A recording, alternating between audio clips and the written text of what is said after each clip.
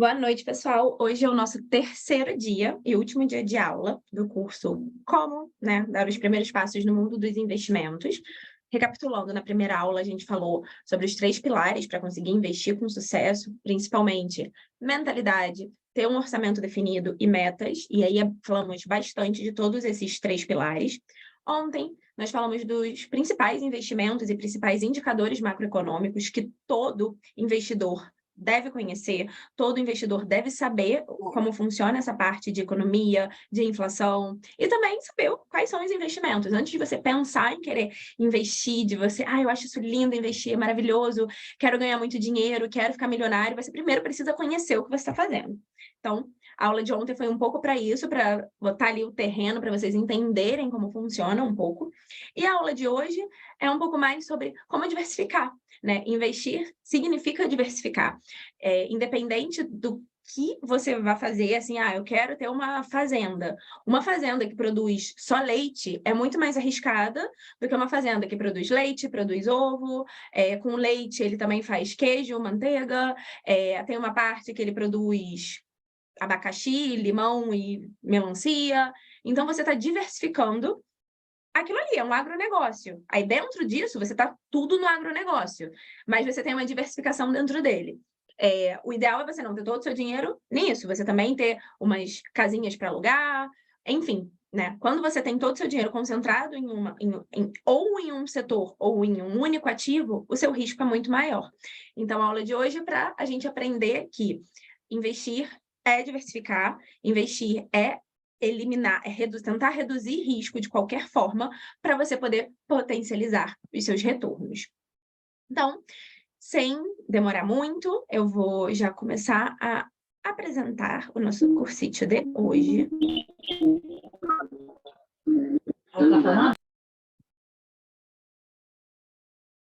Sim, então agora eu mutei aqui a Fátima, querida, que estava com o microfone aberto. Boa noite, pessoal. Boa noite, Fátima. Boa noite, Alain. Boa noite, Grace. Boa noite, Paulinha, linda, maravilhosa. Boa noite, Nanda. Boa noite, Marina. Tem mais alguém com o microfone aberto? Fátima, de novo. Deixa eu mutar o microfone da Fátima. Boa noite, Fátima. Agora sim. Vamos lá. Pessoal, eu só muto vocês porque senão me desconcentro muito. Preciso de silêncio. Só eu falo. Tô brincando. Mas vocês podem abrir o microfone se vocês quiserem fazer qualquer pergunta. Para quem não sabe a dinâmica, acho que hoje a Nanda talvez seja nova. Não sei se você entrou outro dia com outro nome, mas eu lembro dos nomes de vocês. Então, seja bem-vinda. Vamos começar a aula de hoje. Quem quiser fazer qualquer pergunta, ou abre o microfone e faz a pergunta, ou manda na caixinha, tá bom? E é isso. Vamos partir. Vamos começar. Vou compartilhar aqui minha tela. Ele sempre abre umas paradas muito aleatórias. Não sei o que é. Vamos lá. Agora eu preciso da ajuda de vocês, de qualquer ser humaninho aí, gente boa, para me avisar se está vendo já a minha tela com a apresentação. Pode ser o Alain, Grace, Paulinha, quem quiser me ajudar. Estamos vendo. Muito obrigada, vocês são ótimos. A aula de hoje é como dar os primeiros passos no mundo dos investimentos, esse é o nome do curso, não da aula. A aula é como montar uma carteira de longo prazo. Então, aqui a gente está focando, eu imagino, vocês vieram 3 dias aqui seguidos, hoje é o terceiro dia, eu imagino que o objetivo disso é, cara, eu quero aprender a investir, eu quero construir uma carteira de investimento, porque eu quero, lá na frente, ter liberdade financeira, me aposentar bem, ter qualidade. Então, o objetivo de todo mundo é muito longo prazo mesmo. E se o seu objetivo é curto prazo, talvez esse não seja aqui não seja o seu lugar. Curto prazo é criar reserva de emergência, curto prazo é fazer viagens, mas não existe riqueza em curto prazo. Todo mundo que está aqui sabe como é, estudou muito ao longo da vida, vários anos, começou trabalhando lá talvez como estagiário, foi crescendo na vida, crescendo, até você conseguir ser um gerente, até você conseguir ter um salário bom, faz parte do caminho, faz parte do sucesso percorrer um caminho. Essa é a frase que eu queria falar. Eu me embolo com as minhas próprias frases. Faz parte do sucesso, percorrer todo esse caminho. Então, não sei se alguém aqui não me conhece, passando bem rápido, eu sou a Mari, sou CEO e founder de FinClick, que é a minha empresa chilena, e Poupadora Inteligente, que é a minha empresa brasileira. Eu sou brasileira, sou do Rio de Janeiro, de São Gonçalo do Rio, mas eu moro em Santiago, no Chile. E sou extremamente, completamente apaixonada por ensinar, eu adoro dar aula. E nos últimos anos eu me especializei em aulas de finanças pessoais, de investimentos, então eu dou aula sobre isso, é o que eu estou no foco agora de dar aula. Ok, nossa agenda de hoje vai ser a importância da diversificação, ponto número 1. Por que eu tenho que diversificar? Por que isso é importante, Mari? Me explica. Número 2, perfil de investidor. Qual é o seu perfil de investidor? A gente vai falar um pouco disso, né? Eu vou sugerir que vocês façam um teste, né, na internet para conhecer o seu perfil se você ainda não sabe. E o ponto número 3, como montar uma carteira para cada perfil, né? O perfil é muito importante na hora de você diversificar. Ele vai ser um dos inputs principais. Assim, cara, eu vou diversificar. Eu primeiro preciso saber qual é a minha meta, preciso saber qual é o meu perfil, preciso saber, né, qual o conhecimento que eu tenho, porque não adianta nada você diversificar, botar um monte de ativo na sua carteira e você não tem conhecimento para isso. Show de bola. Então, a importância da diversificação. Ponto número 1. O que é diversificar? Primeiro de tudo, diversificação consiste em distribuir o seu dinheiro em diferentes tipos de ativo, classes de ativo, né? A gente tem duas classes de ativo, que é renda fixa e renda variável, dentro que a gente viu ontem, né? Vocês aprenderam renda fixa e renda variável. Dentro da renda fixa, você vai ter alguns tipos de ativo, Tesouro, CDB, LCI, LCA. Dentro da renda variável, você vai ter outros tipos de ativo. Ação, fundo imobiliário, ação, fundo imobiliário, câmbio, criptomoeda, fundos de investimentos. Então, você tem classes de ativo, você tem tipos de ativo. E a diversificação é você distribuir o seu dinheiro em diferentes classes, em diferentes tipos, e a vantagem disso, a principal vantagem dessa estratégia é reduzir risco e conseguir garantir uma boa rentabilidade no médio e no longo prazo. Então, quando eu falo para você, se você tem, quando eu falei no começo da aula, se você tem uma fazenda e dentro da sua fazenda você só tem leite, você só produz leite, o seu risco é muito maior do que se você produzir leite e carne, que é muito maior do que se você produzir leite, carne e ovo, e ir diversificando, né? E ter a fruta. Então, a diversificação é reduzir risco da sua carteira. Se você só tem imóveis no Rio de Janeiro, pode ser um risco, ao invés de você ter imóveis em vários lugares diferentes.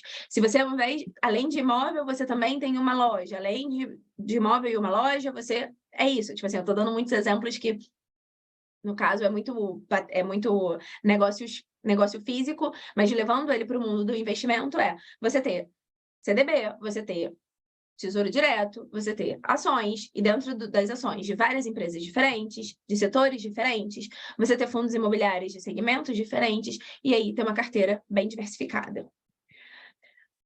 Quais são os riscos que a diversificação tenta reduzir? Existem dois riscos muito presentes no sistema financeiro, quando a gente fala de economia de um país. Um risco sistemático, que é um risco que ele afeta um país como um todo. Ele vem e afeta toda uma economia. Ele é muito complexo. Isso aconteceu, por exemplo, na época, mais ou menos aí em 2014, 15, 16, quando a Dilma sofreu impeachment, que o Brasil, né, você tem um presidente que sofre impeachment, e aqui eu não estou falando de visão política de nada, tá, pessoal? Só estou trazendo isso.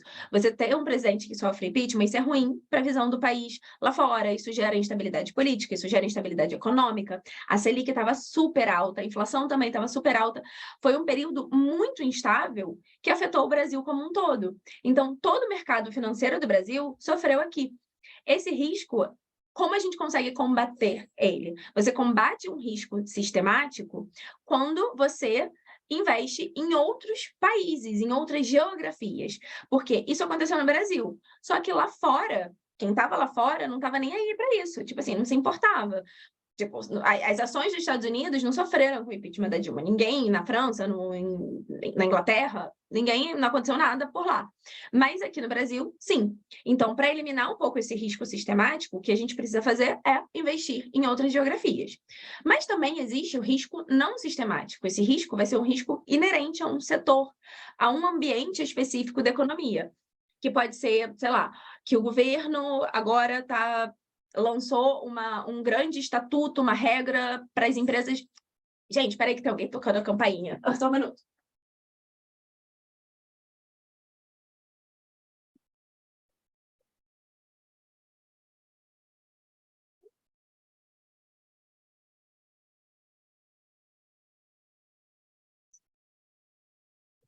Estou de volta. É que um amigo meu está aqui em casa e não tinha chave. Enfim, vamos lá. Então, o risco não sistemático, ele é um risco que vai ser de um setor específico.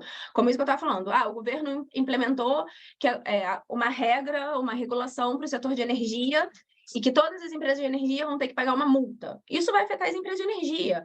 Ou, sei lá, quando a Selic cai muito, ou a taxa de juros cai muito. Isso impacta negativamente o setor financeiro e positivamente o setor de varejo.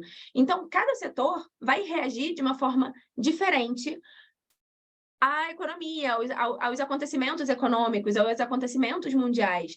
A guerra na Rússia e na Ucrânia foi boa para a Petrobras, porque isso deixa o mundo instável em relação ao petróleo, porque a Rússia é um grande exportador de petróleo. Então, a Rússia vai exportar? Não vai? A Rússia vai travar a exportação como uma sanção? O que ela vai fazer?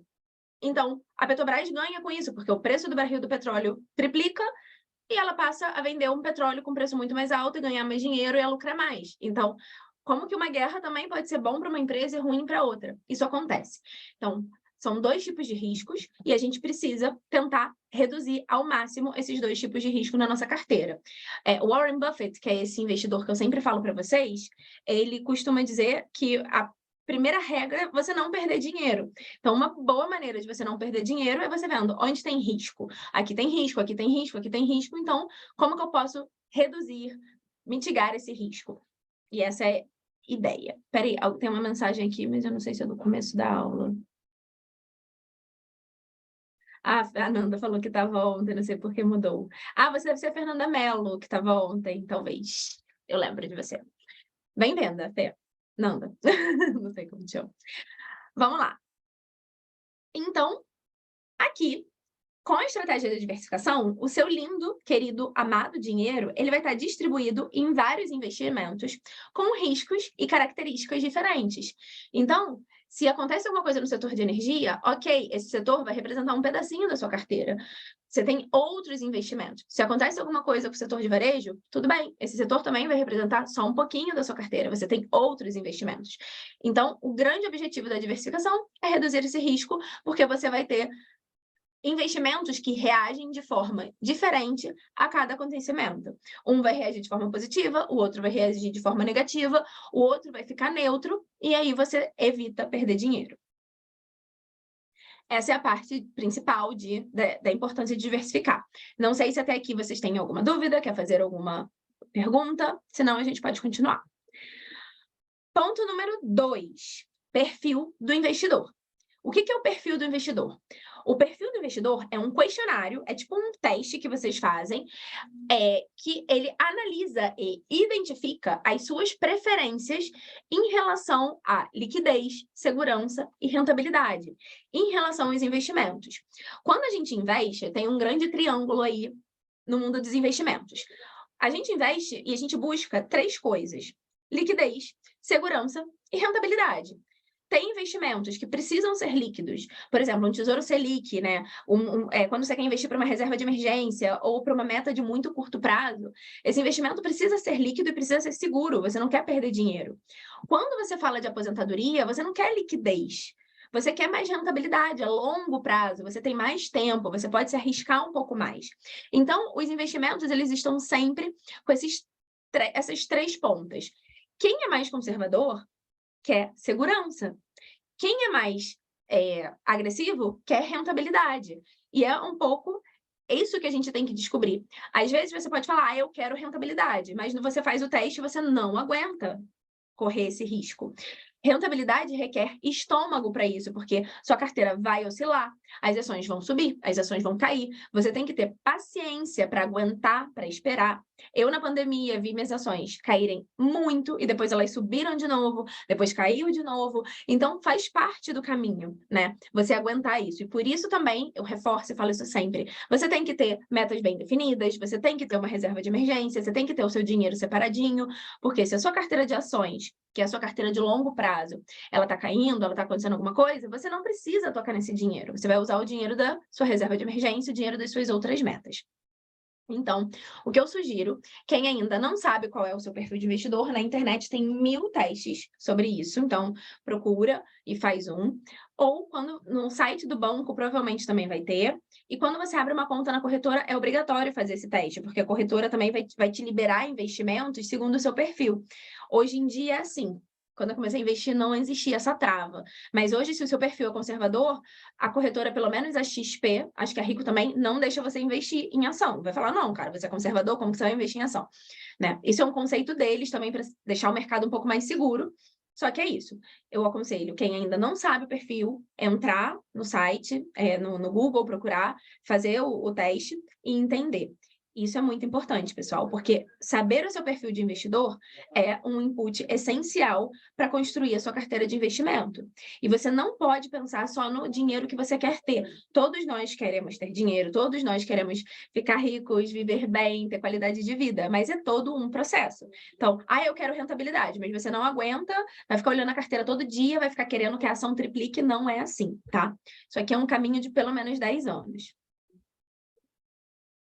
Aqui a Paula falou, Tesouro Direto seria um cenário de quase 100% de segurança e alta liquidez? Paula, o Tesouro Selic, sim. Tesouro Selic é uma segurança altíssima, quase 100%, e alta liquidez. Tesouro Pré, não. Tesouro IPCA, não. Porque o Tesouro Pré e o Tesouro IPCA, eles sofrem marcação ao mercado.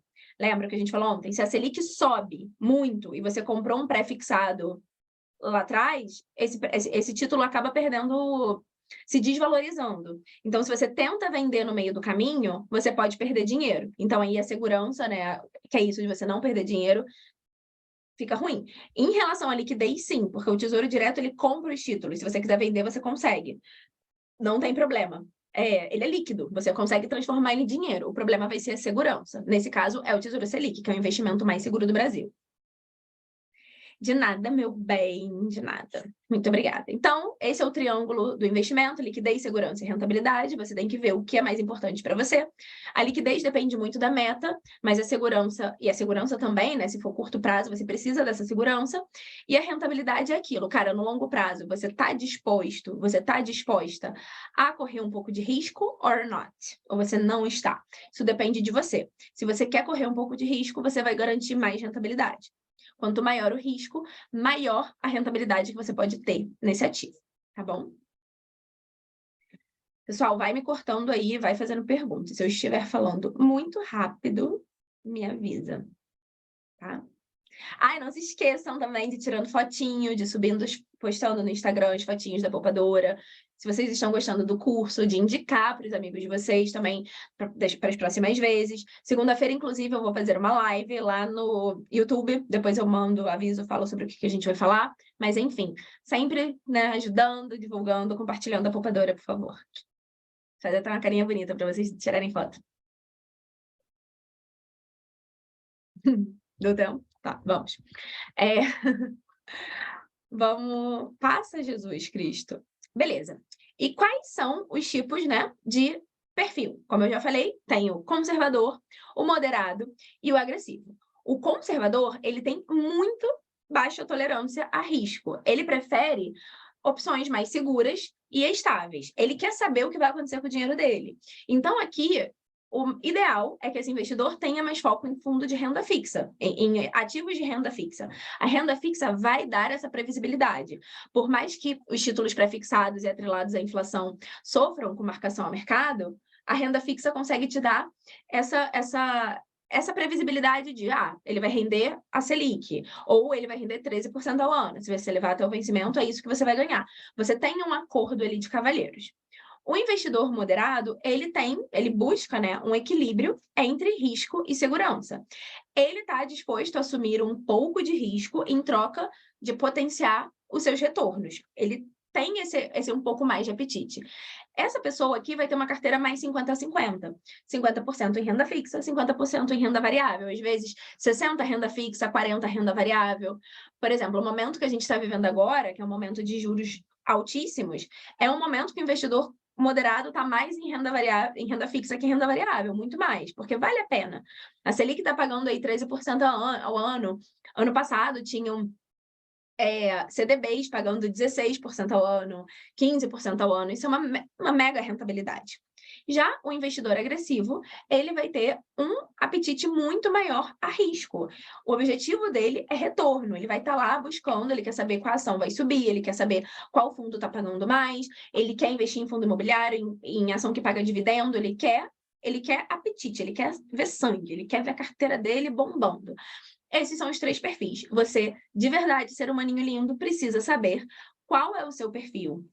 O que encaixa mais para você aqui, para você não quebrar sua cara, para você não fazer besteira. Não adianta você achar que vai ficar milionário da noite para o dia, que você é arriscado, é agressivo, e você não dá conta e sofrer, né, as consequências, porque você é um conservador. E você vai sofrer, porque o mercado vai cair, vai subir e vai cair de novo. É assim que funciona, faz parte do rolê da vida. Não tem muito o que fazer, tá bom? Beleza. Chegando, a aula de hoje é mais curtinha mesmo, mas a aula de ontem e anteontem são mais muito conteúdo. A aula de hoje é bem mais objetiva. Vamos lá. Como montar uma carteira para cada perfil? Relembrando, né? Primeiro de tudo, não coloque todos os ovos na mesma cesta. Se você coloca todos os ovos na mesma cesta e você tropeça, essa cesta vai cair, vai quebrar e você vai ficar sem nenhum ovinho. Vai ficar, né? Sem nada. Vamos diversificar. A gente tem que distribuir os nossos investimentos. Esse é o perfil conservador. Aqui, pessoal, só para que vocês entendam, não estou considerando reserva de emergência e não estou considerando as suas metas de curto prazo.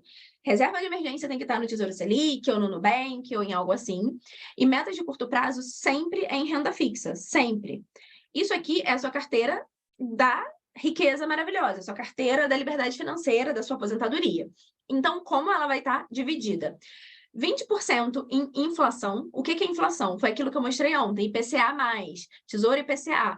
É um ativo que vai pagar a inflação do período mais uma taxa. Com esse ativo, você vai garantir uma rentabilidade real na sua carteira. Muito bom, muito legal, né? Então, é isso. Ativos atrelados à inflação. No longo prazo, a gente precisa garantir uma rentabilidade real. Uma das formas de garantir é ter uma parte da carteira atrelada à inflação. 30% em pós-fixado. Pós-fixado são ativos atrelados à Selic e ao CDI. Esse ativo ele é o mais seguro. Esse ativo você consegue, de alguma forma, sacar, né? Mais fácil. Ele não sofre tanto marcação ao mercado. Então, esse ativo, ele tem que ser mais presente na parte de renda fixa da sua carteira. Então, esse é o investidor conservador, 30%. E aqui a gente vai ter 10% em pré-fixado. 10% pagando 15% ao ano, 13% ao ano, uma taxa que você sabe quanto você vai receber. Como você pode ver, 60% aqui dessa carteira, ela está em renda fixa. Mas por quê? Essa é uma carteira de longo prazo. Se a gente adiciona aqui as suas metas de curto prazo, se a gente adiciona aqui também o seu perfil de... a sua reserva de emergência, a renda fixa vai se representar muito mais. Mas como a gente está falando de longo prazo, você pode se dar umas pitadinhas. O que acontece é que aqui a gente também tem um intermediário. Multimercado não é renda variável. Multimercado é um meio do caminho. Então, você vai ter 25%, né, 15% em multimercado nacional e 10% em multimercado internacional, que vai estar ali no meio do campo. Isso aqui, a renda fixa é como se fosse a zaga, mas você tem um belo meio de campo também, que também vai te dar alguma proteção. E depois entra na parte de renda variável, 5% de ações e BDRs. BDRs são ações de empresas de outros países que você consegue comprar aqui na Bolsa de Valores. Se você não sabe o que é, eu tenho um vídeo sobre isso, pode me chamar que eu te mando. E os BDRs é isso, você pode investir na Apple, na Amazon, Google, Microsoft, McDonald's, Coca-Cola, através da sua corretora, do seu celular. É muito bom. Eu mesmo tenho vários BDRs, né? Uma posição bem grande em Apple, em Berkshire, em JP Morgan, tenho NVIDIA, tenho muitos ativos que eu gosto dessas empresas e que são ações lá de fora, que eu estou diversificando internacionalmente a minha carteira também. E 10% setor imobiliário, 10% em FIIs. Essa seria uma carteira para um perfil conservador, uma carteira de longo prazo, lembrando que a sua reserva de emergência não vai estar aqui, e lembrando que as suas metas de curto prazo também não vão estar. Aqui a Grace perguntou, ouvi o Barsi falando que não existe renda fixa e sim perda fixa. Qual é a sua opinião? Então, essa frase, ela é uma frase até do Peter Lynch, que é um outro investidor e tudo mais, ele é americano. Essa frase ela faz muito sentido nos Estados Unidos, Grace, porque lá a taxa de juros é muito baixa. Então, a Selic dos Estados Unidos, que se chama Fed Funds Rate, a taxa de juros dos Estados Unidos tem esse nome gigante, Fed Funds Rate. Ela é muito baixa, sempre. Agora ela está alta, ela está em torno de 5% ao ano, e está alta, para você ter noção, porque a inflação está muito alta nos Estados Unidos, na Europa, no mundo todo, por causa da pandemia. Isso é um caso à parte. Só que, historicamente, a taxa de juros nos Estados Unidos é de 0,5% ao ano, de 1% ao ano. Então, você vai investir na renda fixa lá não tem esse tanto de renda fixa que tem no Brasil. Lá, os bônus do governo, você tem como se fosse um pré-fixado, você não tem um parecido com a Selic, você não tem um parecido ao IPCA. A renda fixa lá é muito pequenininha. Não tem essas coisas que tem aqui no Brasil, esse monte de título. Porque no Brasil a nossa taxa de juros é alta. Então, você perderia se você estivesse rendendo 2%, 3%, 4% ao ano. Mas a Selic... A média da Selic nos últimos 10 anos foi de 10%. Isso é uma boa taxa de retorno anual. Se você tem uma carteira que rende 10% ao ano, isso não é ruim. Então, se a Selic diminui muito, se a Selic chega a 2% ao ano, a renda fixa vai ficar difícil. A única coisa que você consegue ter ali na renda fixa mesmo é reserva de emergência e umas metas de muito curto prazo. Você vai ter que se arriscar mais na renda variável. E isso justifica também porque nos Estados Unidos, 50% da população investe na Bolsa de Valores e no Brasil só 4%. Né? Nos Estados Unidos, todo mundo praticamente investe em ação, compra ação, porque lá é a sua maneira de você investir. Se você não comprar ação, seu dinheiro vai ficar perdendo, vai ficar na renda fixa rendendo muito pouco. No Brasil, não. No Brasil, a poupança rende 7% ao ano, rende mais do que a Selic dos Estados Unidos. É um pouco isso. Se você entendeu, espero que você tenha entendido, me avisa, tá? Agora a Paulinha fez uma pergunta. Eu adoro que vocês façam pergunta, amo. Sendo perfil conservador e diversificando a carteira conforme esse gráfico, isso significa que precisaria monitorar menos esses investimentos uma vez ao ano? Paula, eu acho que a cada 6 meses você dá uma bela recalchutada, uma monitorada legal. Porque o que pode acontecer? Você é conservadora e você tem 10% em FII. Vamos supor que você tem 100 mil, tá? Então, desses 10% de 100 mil é 10 mil. Você tem 10 mil em FIIs. Só que o mercado de FII está bombando. Seus FIIs começaram a se valorizar e de 10 mil que você tinha... É isso mesmo. De 10 mil que você tinha em FII, se valorizou tanto que agora você tem 15 mil em FII. Ele passa a representar mais da sua carteira. Ele não representa o que ele representava antes. Então, você tem que monitorar para você não estar... Mari, mas é muito bom que ele esteja sendo valorizado, que esteja se valorizando, está aumentando, sim. Mas se ele ultrapassa muito o percentual que ele deveria ultrapassar, sua carteira vai ficando mais arriscada. Então, é ideal monitorar isso para ver, cara, se o FII está passando muito dos 10% que eu defini, eu vou, ao invés de... Você não vai vender o FII, mas você vai fazer aportes em outros tipos de ativo. Então, no próximo mês, ao invés de você comprar FII, você vai comprar mais renda fixa, ou vai comprar mais ação. Você tem que estar sempre balanceando a sua carteira. Sempre, digo sempre, não é todo mês, 2 vezes ao ano tá ótimo, mas sempre atento, porque às vezes pode subir muito e perder esse controle da definição que você tinha dado. Quero que seja 10% e agora tá 15%. 15% já me deixa mais angustiada, já me deixa mais nervosa, porque já sai um pouco do meu perfil. É um pouco isso. De nada, meu bem. Sempre tem que pensar no balanceio, porque senão pode desequilibrar e você tá mais arriscada do que conservadora. Show!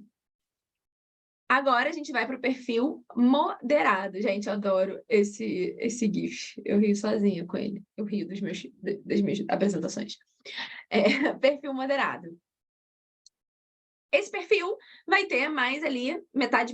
Então, ele vai ter aqui 20% em inflação, 20% em pós-fixado, 10%... Aqui tem, ele não mostrou, mas tem um percentualzinho também, que deve ser 10% em pré-fixado.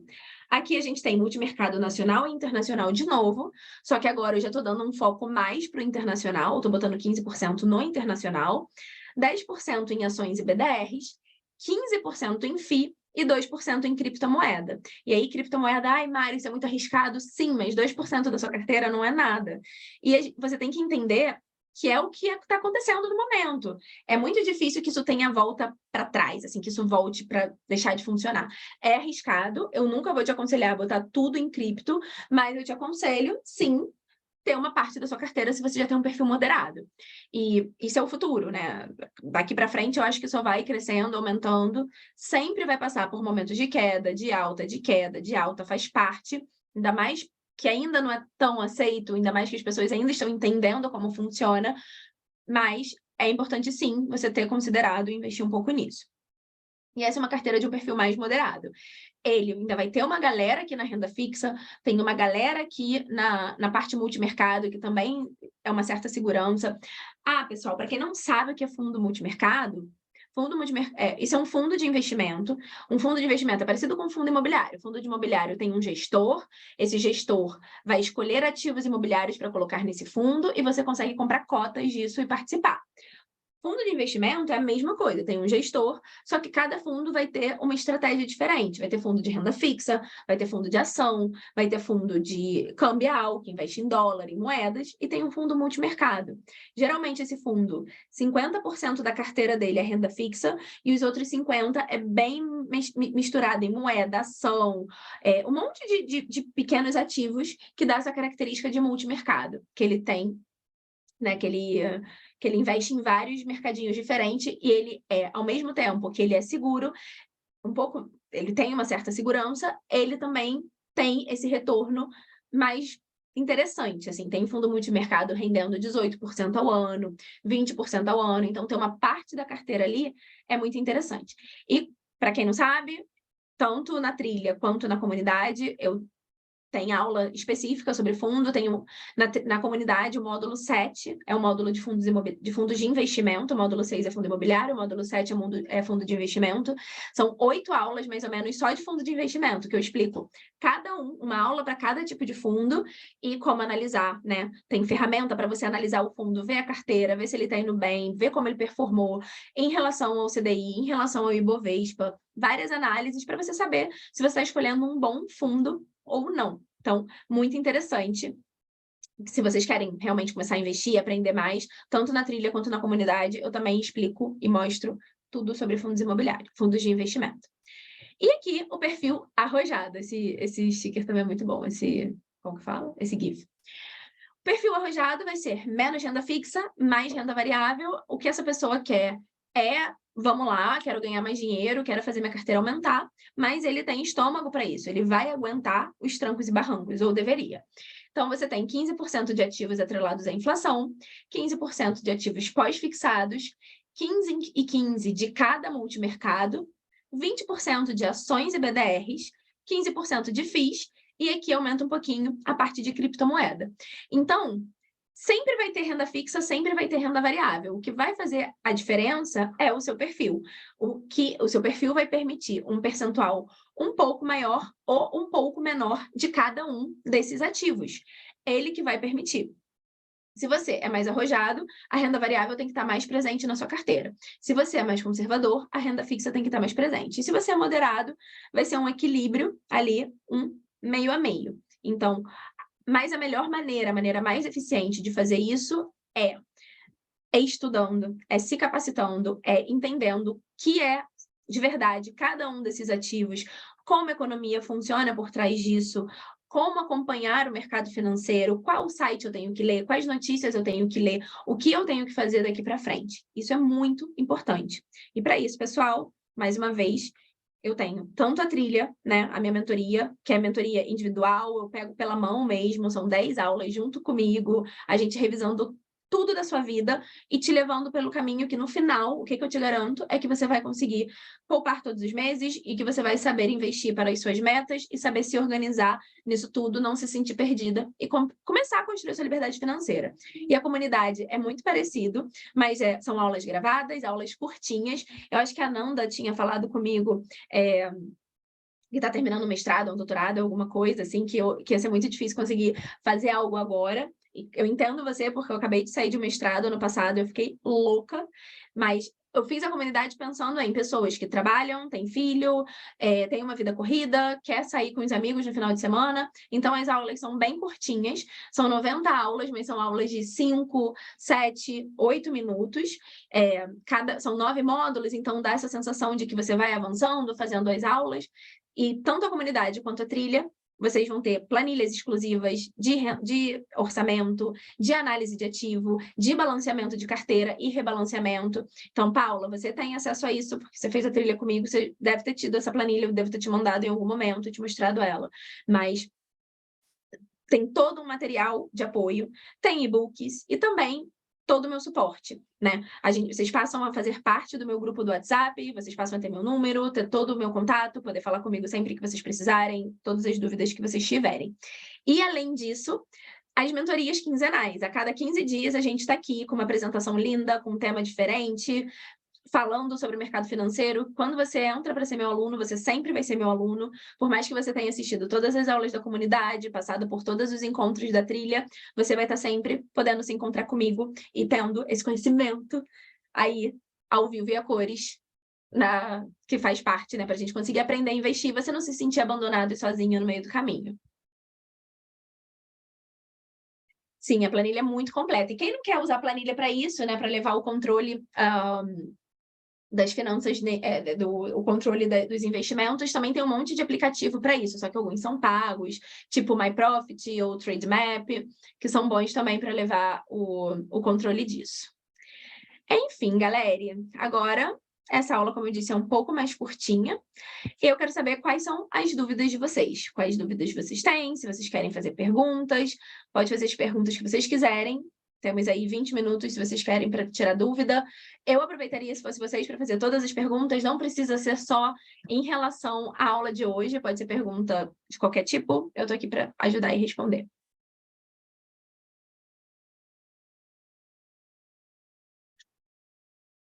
Vou dar um tempinho.